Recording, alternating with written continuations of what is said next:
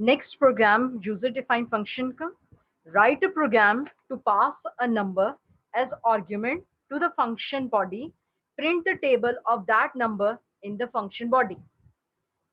अब एक user defined function बनाना है और उस यूजर डिफाइंड फंक्शन का मकसद क्या है कि आप कोई भी इंटीजर लें और उस इंटीजर का टेबल वो आपको प्रिंट करके दे। ठीक, तो ये मल्टीप्लिकेशन टेबल यूजर की एक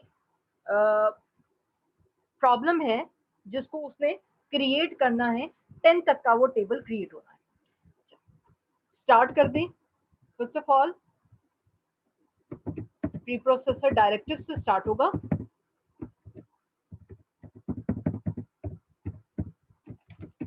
हेडर फाइल्स इंक्लूड करवाते हैं, तमाम हेडर फाइल्स हम इसमें इंक्लूड करवाएंगे।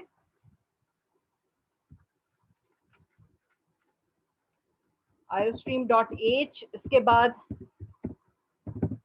हेडर फाइल conio.h,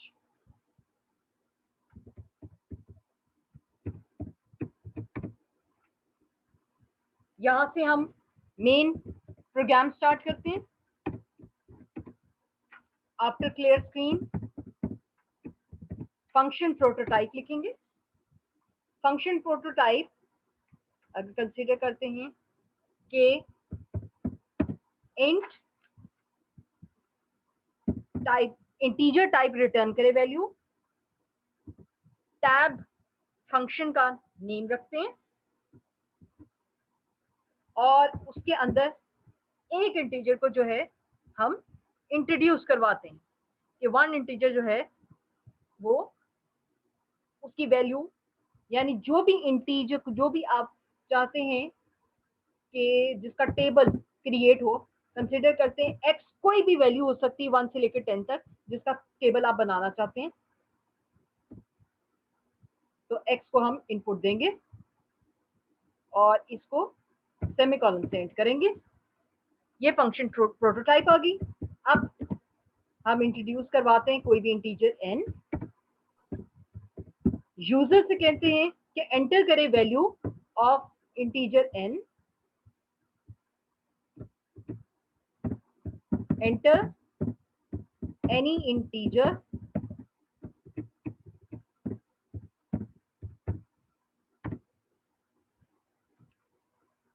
cn से एंटर करवाएंगे।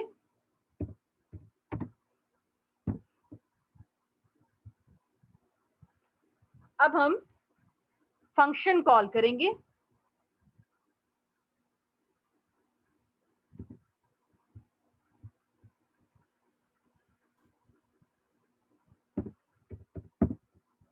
फंक्शन कॉल हम सी आउट में करेंगे ताकि जो फंक्शन की वैल्यू रिटर्न हो वो प्रिंट हो जाए स्क्रीन के ऊपर।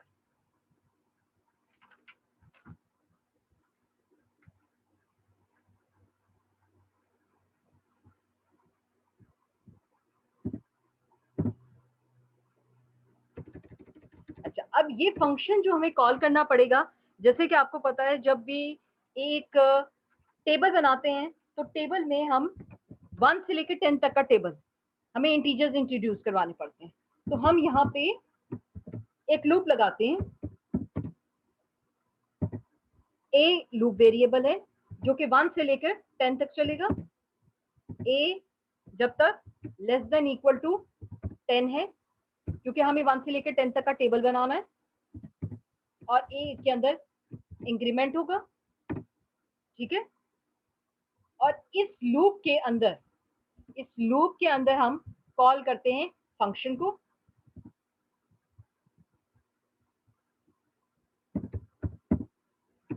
सी आउट, और उसको प्रिंट करवाते जाएंगे। ठीक है, जो भी इंटीजर एंटर किया, सबसे पहले ए कौन सा होगा, स्टार का साइन, मल्टीप्लिकेशन का साइन प्रिंट करें, मल्टीप्लाई करें एन जो भी इंटीजर है, और ये इक्वल किसके होगा, ये इक्वल होगा जो वैल्यू फंक्शन रिटर्न करेगा। और उसके अंदर आर्ग्यूमेंट किसका पास करना है, n का आर्ग्यूमेंट हमने पास करना है। ठीक है, इसको प्रिंट करवाने के बाद न्यू लाइन पे कंट्रोल शिफ्ट हो जाए और ये कितने 10 टाइम जो है वो फंक्शन को कॉल करेगा।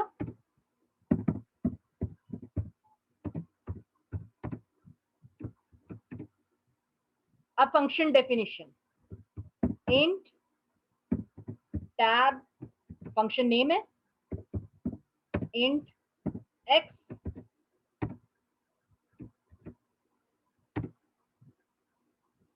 अब इसके अंदर क्या होगा, हमें इंट्रोड्यूस करवाना है कोई भी रिजल्ट के लिए, हमने वेरिएबल इंट्रोड्यूस करवा दिया। इस रिजल्ट के वेरिएबल में हम कैलकुलेशन करेंगे।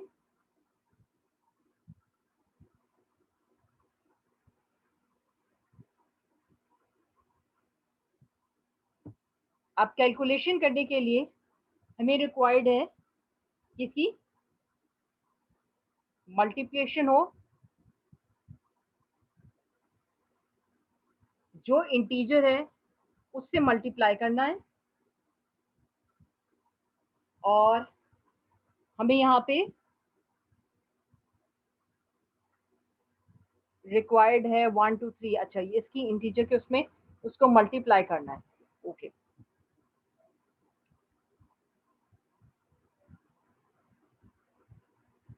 यहाँ पे हमें इंट्रोड्यूस करवाना पड़ेगा एक और वेरिएबल ताकि हमें वो मल्टीप्लिकेशन की जाए।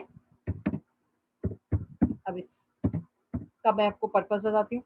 अब यहाँ पे जो y इंट्रोड्यूस करवाया है वो y एक्चुअल में क्या चीज है, वो a है। ठीक है, x को वैल्यू मिलेगी वो इंटीजर जिसका हम टेबल प्रिंट करवाना चाहते हैं और y को वैल्यू मिलेगी लूप वेरिएबल की। ठीक है, तो ईच टाइम जो वैल्यू आएगी x इंटू वाई कर दिया जाए और इसके बाद इट शुड रिटर्न जो रिजल्ट आया है उसकी वैल्यू को रिटर्न करें। कंपाइल किया, रन किया, अगर कंसीडर करते हैं मुझे 5 का टेबल प्रिंट करवाना है, यहाँ आप देख सकते हैं ये 5 का टेबल यहाँ पे प्रिंट हो गया। सबसे पहले फंक्शन प्रोटोटाइप सेलेक्ट की। फंक्शन प्रोटोटाइप में हमने कंसीडर किया कि आपके पास एक टैब नाम का यूजर डिफाइंड फंक्शन है। उस यूजर डिफाइंड फंक्शन के अंदर मैंने दो वेरिएबल्स दिए, एक वेरिएबल लिया जिस इंटीजर का हमें टेबल प्रिंट करवाना है और दूसरा वो वेरिएबल है जिसमें लूप आइटरेशन करनी है, यानी 1 से लेकर 10 तक उसकी डिफरेंट वैल्यूज आएंगी। First of all user enter करता है, कोई भी इंटीजर वो एंटर कर सकता है। उसके बाद हमने एक लूप लगाया, इस लूप का काम है कि 10 टाइम्स वो टेबल की जो है वो वैल्यूज को मल्टीप्लाई करेगा और 10 टाइम्स इसकी लूप की बॉडी के अंदर क्या लाई कर रहा है, फंक्शन कॉलिंग। तो function will be called 10 times. ठीक है, 10 टाइम्स उसको कॉल किया जाएगा। ठीक है, ईच टाइम जब ये स्टेटमेंट एग्जीक्यूट होगी, जब लूप की ये कंडीशन ट्रू होगी तो ईच टाइम ये स्टेटमेंट हमारी एग्जीक्यूट होगी और जब ये स्टेटमेंट हमारी एग्जीक्यूट होगी तो कंट्रोल कहाँ चला जाएगा, इसकी डेफिनेशन में।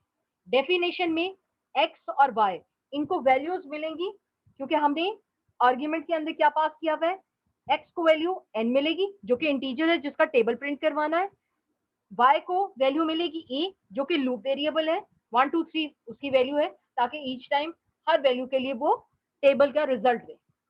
हमने ये रिजल्ट के नाम से वेरिएबल इंट्रोड्यूस करवाया, इसमें कैलकुलेशन की और रिटर्न किया। ईच टाइम वो रिटर्न करेगा और वैल्यू प्रिंट हो जाएगी आपकी इस इस जगह पे।